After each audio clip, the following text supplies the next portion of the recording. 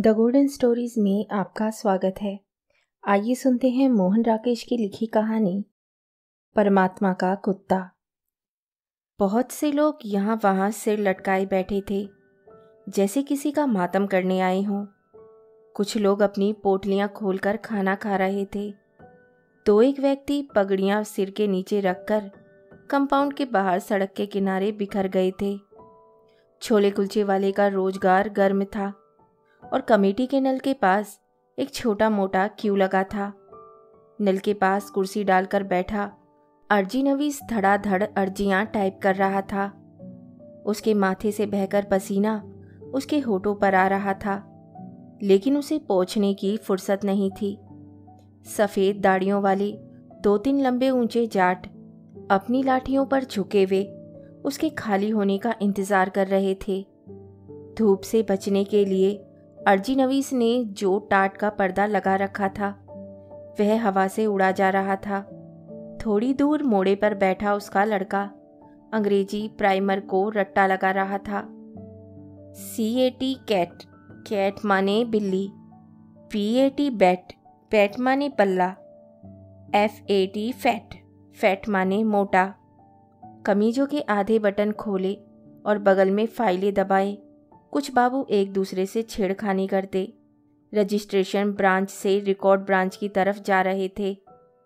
लाल belt वाला चपरासी आसपास की भीड़ से उदासीन अपने स्टूल पर बैठा मन ही मन कुछ हिसाब कर रहा था। कभी उसके होठ हिलते थे और कभी सिर हिल जाता था। सारे कंपाउंड में सितंबर की खुली धूप फैली थी। चिड़ियों के कुछ बच्चे डालों से कूदने और फिर ऊपर को उड़ने का अभ्यास कर रहे थे और कई बड़े बड़े कोई पोर्च के एक सिरे से दूसरे सिरे तक चहलकदमी कर रहे थे। एक 70-75 की बुढ़िया जिसका सिर कांप रहा था और चेहरा झुर्रियों के गुंछल के सिवा कुछ नहीं था, लोगों से पूछ रही थी कि वे अपने लड़के के मरने के बाद उसके नाम अलॉट हुई जमीन की हकदार हो जाती है या नहीं। अंदर हॉल कमरे में फाइलें धीरे धीरे चल रही थी। 2-4 बाबू बीच की मेज के पास जमा होकर चाय पी रहे थे।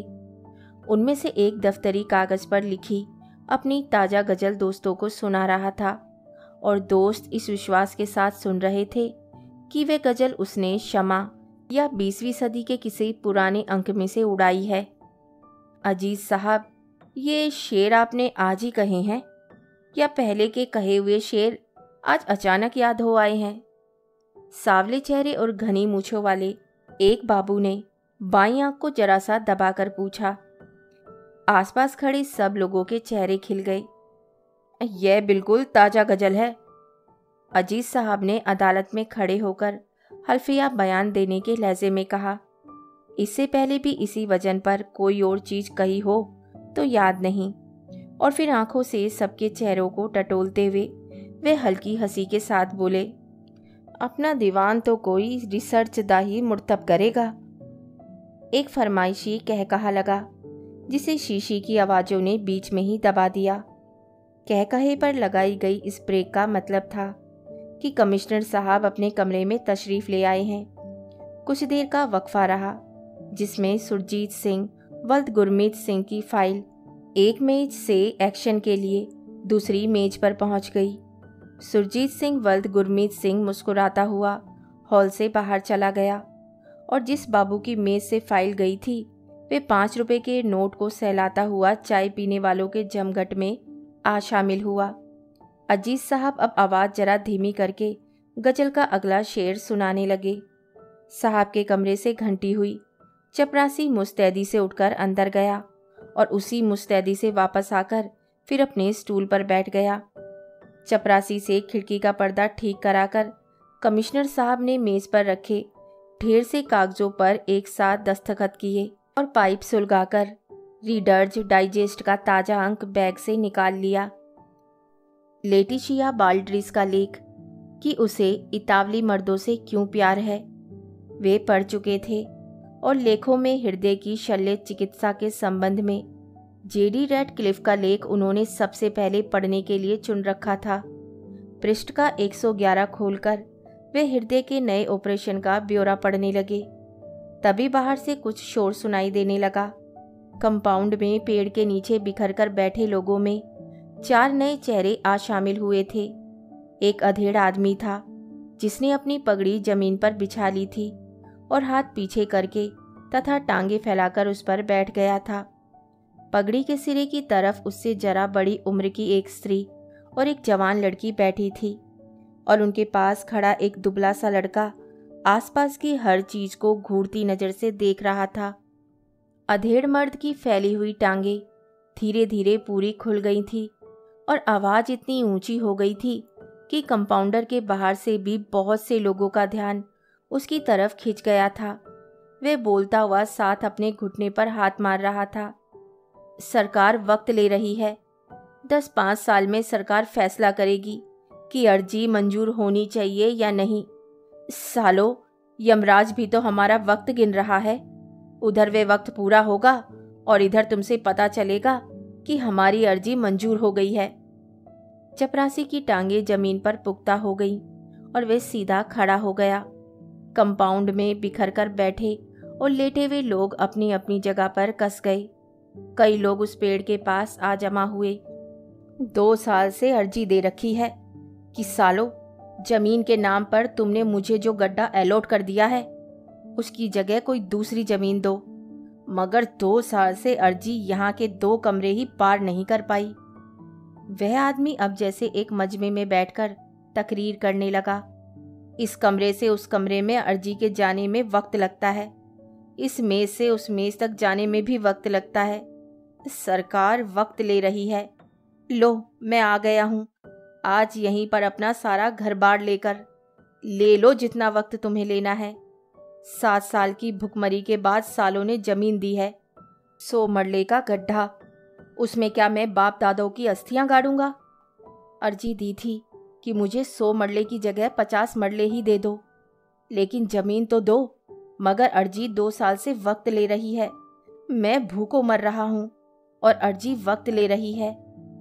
चपरासी अपने हथियार लिए हुए आगे आया, माथे पर त्योरियां और आंखों में क्रोध। आसपास की भीड़ को हटाता हुआ वह उसके पास आ गया। ए मिस्टर, चल यहाँ से बाहर, उसने हथियारों की पूरी चोट के साथ कहा। चल चल चल उठ। मिस्टर, आज यहाँ से नहीं उठ सकता। वह आदमी अपनी टांगे थोड़ी और चौड़ी करके बोला। मिस्टर आज यहाँ का बादशाह है। पहले मिस्टर देश के बेताज बादशाह की जय बुलाता था, अब वे किसी की जय नहीं बुलाता। अब वे खुद यहाँ का बादशाह है, बेलाज बादशाह। उसे कोई लाज शर्म नहीं है, उस पर किसी का हुक्म नहीं चलता। समझे चपरासी बादशाह? अभी तुझे पता चल जाएगा कि तुझ पर किसी का हुक्म चलता है या नहीं। चपरासी बादशाह और गर्म हुआ। अभी पुलिस के सुपुर्द कर दिया जाएगा तो तेरी सारी बादशाही निकल जाएगी। हाँ हाँ, बेलाज बादशाह हंसा। तेरी पुलिस मेरी बादशाही निकालेगी? तू बुला पुलिस को। मैं पुलिस के सामने नंगा हो जाऊंगा और कहूंगा कि निकालो मेरी बादशाही। हम में से किस किस की बादशाही निकालेगी पुलिस? ये मेरे साथ 3 बादशाह और हैं। ये मेरे भाई की बेवा है, उस भाई की जिसे पाकिस्तान में टांगों से पकड़कर चीर दिया गया था।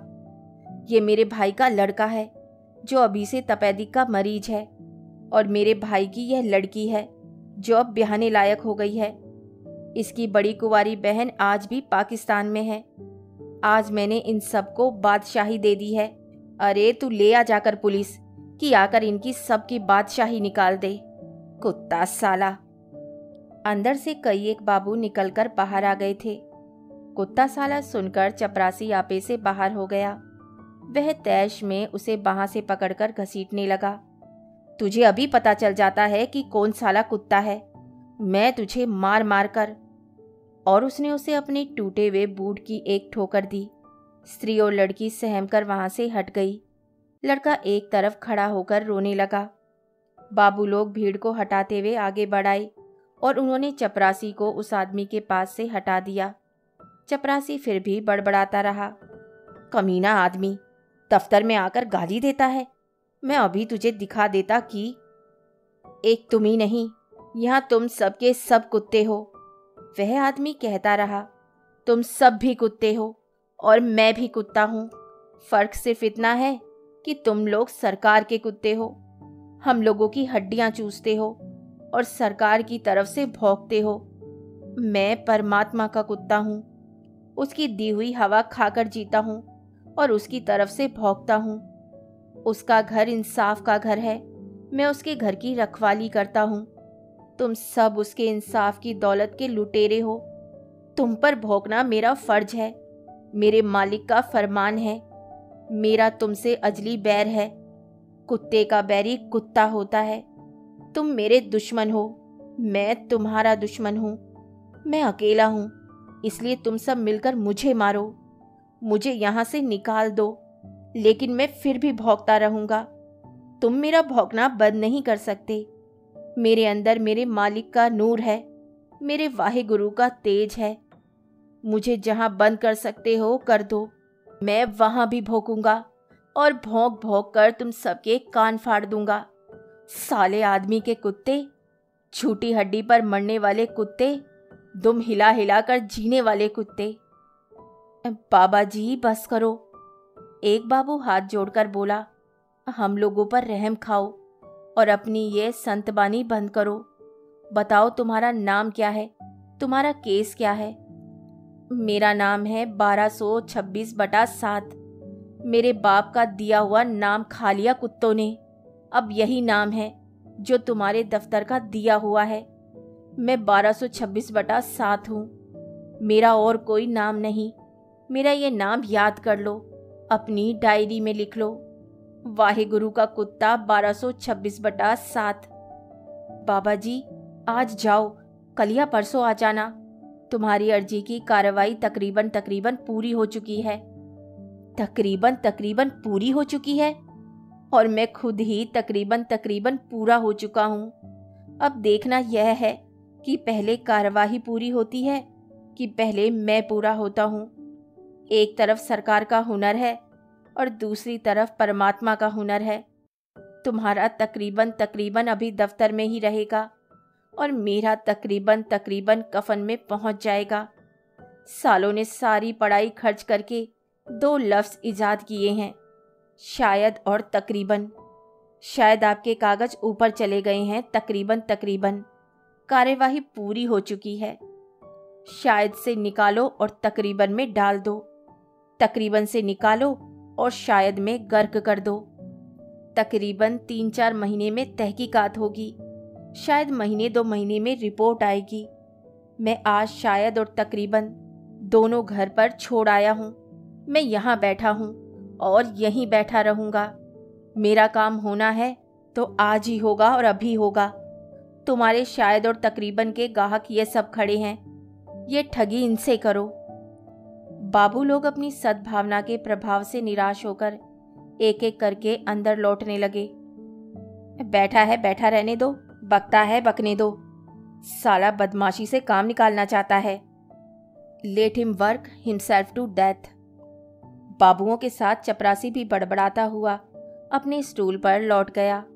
मैं साले के दांत तोड़ देता। अब बाबू लोग हाकिम हैं और हाकिमों का कहा मानना पड़ता है, वरना।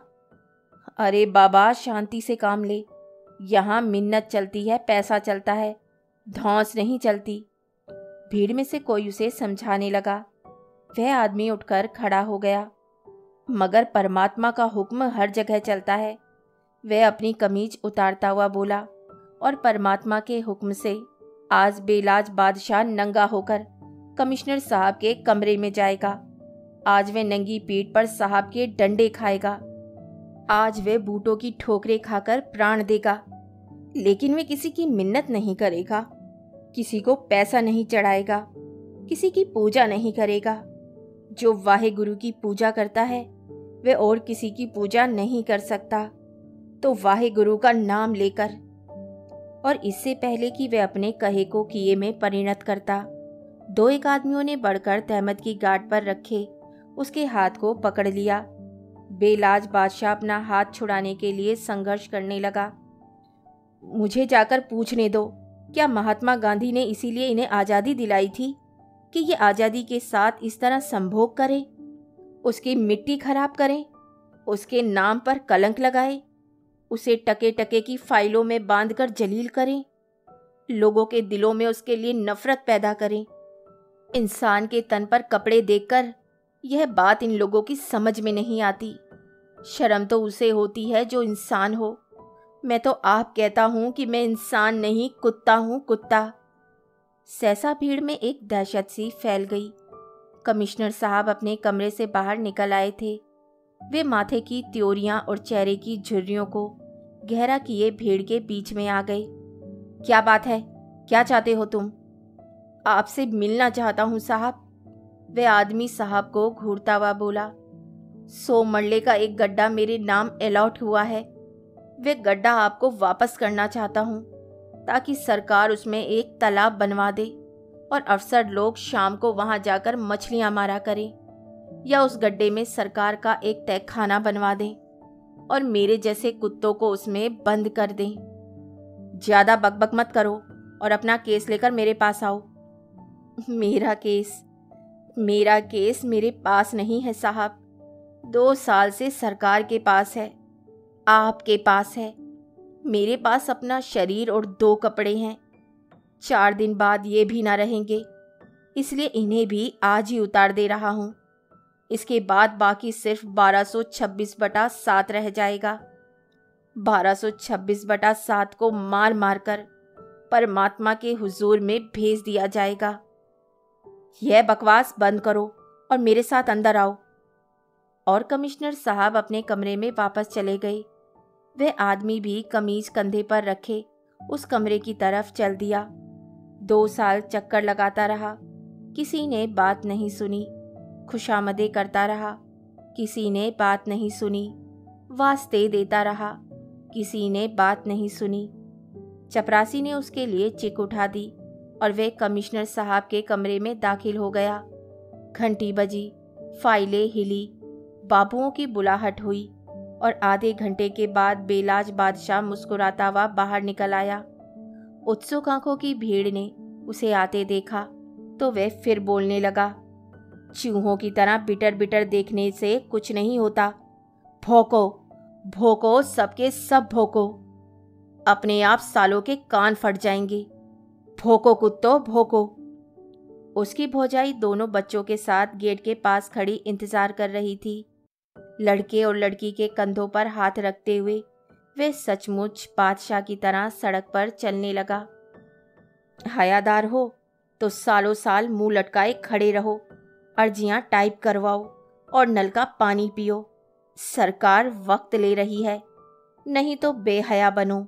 बेहयाई 1000 बरकत है। वह सहसा रुका और जोर से हंसा। यारो, बेहयाई 1000 बरकत है, 1000 बरकत है। उसके चले जाने के बाद कंपाउंड में और आसपास मातमी वातावरण पहले से और गहरा हो गया।